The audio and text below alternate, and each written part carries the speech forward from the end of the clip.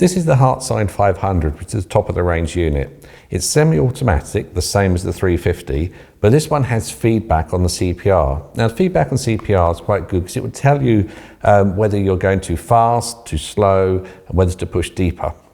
Now, with that sort of feedback, it's great for the lay rescuer, people who haven't got a lot of experience. If someone's got more experience and more training, then they might find that annoying having that feedback, but it can do no harm. At least it makes sure it keeps you online. Now, we've done lots of trials on this, and where we were taking people within literally 5 seconds, they're doing near perfect CPR because the unit is telling them the exact speed to go. It tells them good compression, so it gives good positive feedback as well as giving them feedback where they need to push harder or push deeper and things like that. The unit looks very similar to the 350, but there's a few key differences. So with this unit here, you've got a little icon here which is showing when to use child pads. So if you're using child pads on it, being age 1 to 8 or over 8, you would use adult pads.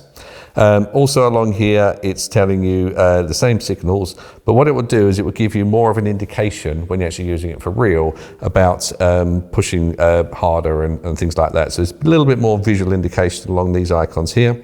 Shot button is exactly the same as the other one, and again the pad placement confirms that everything's all okay there. So the unit is very similar when you open it up as well. So if you open the unit up, it literally looks the same as the 350 apart from this front screen.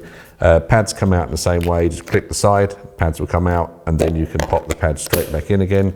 And again on the back here, you've got all the other vital information, things like serial numbers, model numbers, things you just need to keep a record of because it's really important that you do keep data on every AED you have.